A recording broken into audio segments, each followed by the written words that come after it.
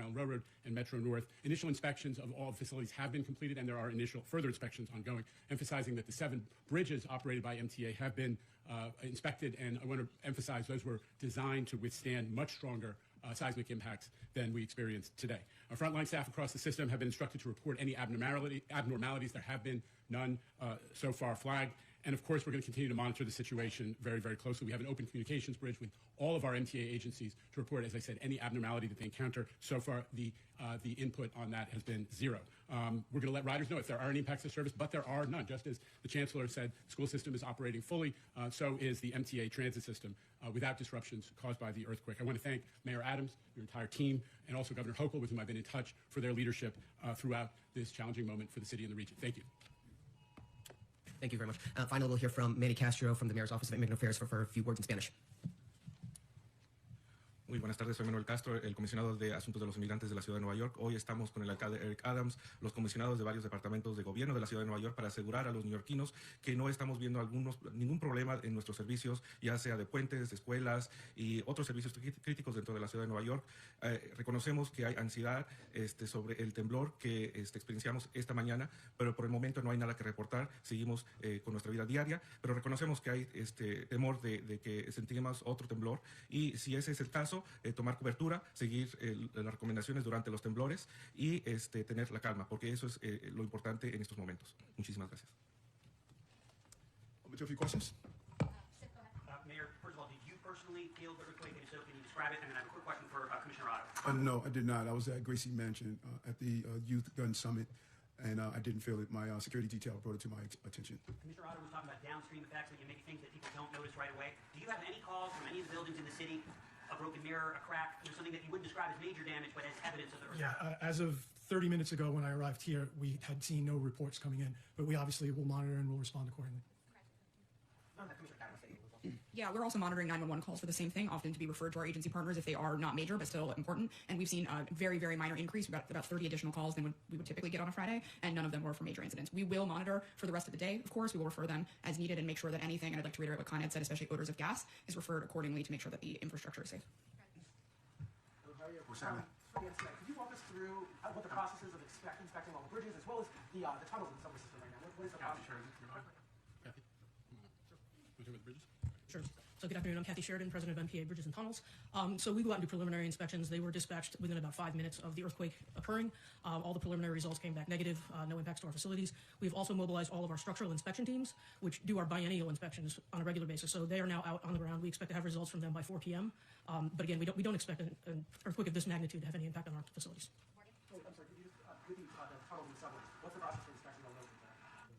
So for the subway, I won't talk about the subways. I'll let the chair talk about that. For our 2 tunnels, the Hugh Carey Tunnel and the Queens Midtown Tunnel, tunnels are very resilient for seismic impacts, so they move with the ground. So again, it's a hands-on inspection. We go into visual inspection to see if there are any damages. Yeah, and it's exactly the same in the subway system. There's we have folks who routinely walk the track and inspect structure as well as track, and those protocols are in place. The Notify NYC alert went out about 20 minutes, a little bit more after the earthquake. The deputy mayor was tweeting, the governor was tweeting at that point. So I guess why did that go out so much later than the actual earthquake? The notify message? Yeah. I think 20 minutes time to target is pretty fast for public notification. First off, there's a lot of work we have to do to make sure we're getting confirmation from USGS that this was actually an earthquake. Right? There's a lot of things that can cause buildings to shake.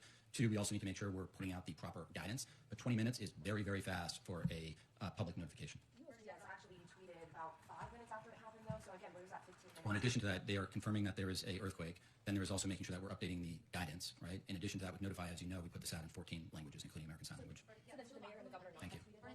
Maybe it would be helpful to say also there's a difference between during an earthquake and after an earthquake. Yeah, so there's also guidance that's different for both during an earthquake and after an earthquake, right? So during an earthquake, we want to make sure people are following the proper guidance, that they are staying inside a building, that they're getting under furniture while the earthquake is actually occurring. But then also we need to make sure we're putting out the right information so people know what to do afterwards, that they're taking the right precautions. You've heard some of that from our partners at Con Ed about gas leaks, about what to do if there are aftershocks, about whether or not you are informing people that they should be going about their normal course of business, or whether or not there is a high likelihood of aftershocks, right? So all of that needs to be confirmed to make sure we're getting the right information out to the public. That takes a little bit of time, but I think our team did a remarkable job today in getting it out to the public. Could you walk us through what the case protocol is when you are suspecting an earthquake? What exactly happens? Well, this is a no-notice event, right? So there's no suspecting an earthquake. A no-notice event, unlike a weather event. Yeah, so the first thing in any type of emergency, whether it's a notice or no-notice event, a no-notice one being, an explosion, an act of terrorism, a mass shooting, something that was not forecasted, unlike a weather event. But in these cases, the number one thing that you're looking at is, are there concerns that are life safety concerns, right? Are we getting an overwhelming number of 911 calls? Is the fire department, do we have collapsed buildings?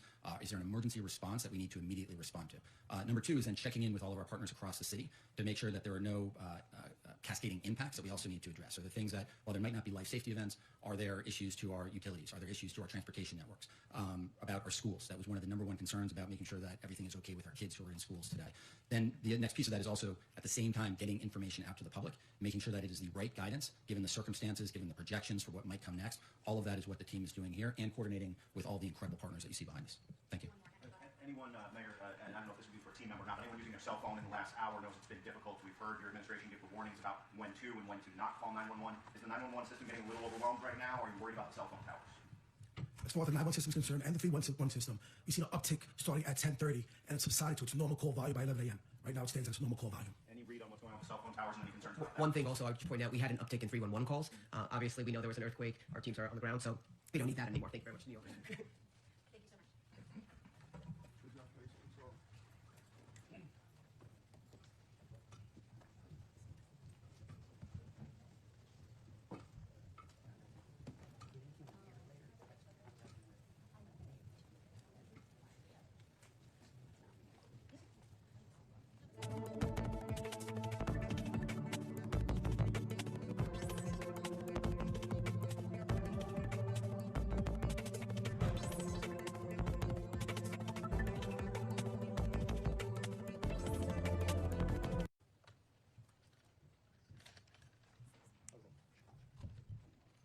Thank you all for joining us today at New York City Emergency Management Headquarters. I'm Fabian Levy, Deputy Mayor for Communications for the City of New York.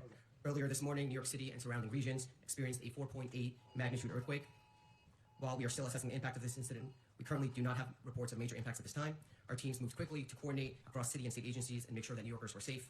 We've brought together key leaders to provide people with more information about the earthquake and ongoing efforts. So we're joined today by Mayor Eric Adams, Chief Advisor to the Mayor Ingrid Lewis-Martin, Chief of Staff Camille Joseph Varlick, Emergency Management Commissioner Zach Iskel, Police Department Commissioner Edward Caban, and senior members of the NYPD leadership, FDNY Commissioner Laura Kavanaugh, Public Schools Chancellor David Banks, Department of Buildings Commissioner Jimmy Otto, Department of Sanitation Commissioner Jessica Tisch, Department of Transportation Commissioner Yadam Rodriguez, Department of Environmental Protection Commissioner Ray Agual, Mayor's Office of Immigrant Affairs Commissioner Manny Castro, Housing Preservation and Development Commissioner Adolfo Carrion, Mayor's Office of Community Affairs Commissioner Fred Priceman, New York City Health and Hospital Senior Vice President and Chief Quality Officer Dr. Eric Way, NYCHA Executive VP of Operations Support Services Keith Grossman, MTA CEO Jano Lieber, Con Ed President Matt Ketchke. So first I'd like to introduce Mayor Adams. Thanks so much, Dean Levy, and I'm sure there are many questions that need to be answered. All of us felt in some way or another the earthquake that hit our city around 10:23 a.m. We felt the impact of this 4.7 magnitude earthquake. The epicenter was in Lebanon, New Jersey, about 50 miles from New York City. And as you know, this is a developing situation where you're always concerned about aftershocks after an earthquake. But New Yorkers should go about their normal day. First responders are working to make sure the city's safe. And one thing we do so well in our city is bring together all of the agencies that are involved and our partners in other entities. Everything from the MTA to the Department of Buildings. The parents are concerned about their school children. Chancellor Banks will be here to report on that. But we say over and over again, the safest place for our students, we believe, will continue to be in school. At this point, we do not have any reports of major impacts to our infrastructure or injuries. But of course, we're still assessing the situation, and we'll continue to update the public. We're in touch with the White House, the governor's office, and local elected officials. And I encourage New Yorkers to check on their loved ones to make sure that they are fine, not only from the infrastructure damage, but this could be a traumatic moment for individuals going through an earthquake. And if you feel an aftershock, drop to the floor, cover your head and neck, and take cover under a solid piece of furniture next to an interior wall or in a doorway. And so I want to thank the emergency staff and first responders for their work to keep New Yorkers safe. Earthquakes don't happen every day in New York. So this can be extremely traumatic. The number of text calls and inquiries that people sent out to not only our administration, but to family members checking on them, we know how this can impact you. But we're ready for the unexpected. This is New York City, and we respond accordingly. We will continue to update New Yorkers as we get more information. I would now turn it over to Commissioner Iskel. Thank you all so much for being here today. Thank you, Mr. Mayor. Thank you to my colleagues for their quick and speedy response to this. I'm pleased to report that there are currently no major impacts from the earthquake. We're asking all New Yorkers to call 311 to report damage or any issues that you're having. Also, if you have any need for disaster assistance due to damage or anything like that, please call 311. That is the best place to refer those needs. If you have a life safety issue, please use and call 911 immediately, but preserve 911 for those life safety events. The team acted immediately. We convened our emergency response teams and issued guidance to the public. The likelihood of aftershocks remain low, but we do remain vigilant, and we ask all New Yorkers to remain vigilant as well. We activated our protocols for this earthquake. We immediately started coordinating with all city, state, federal, and our utility partners. Public notifications were sent out both by Notify NYC and our wireless emergency alert system. You can hear some of the phone buzzings and delays from that have been issued. As soon as it happened, we convened here at New York City Emergency Management in order to be able to send out guidance.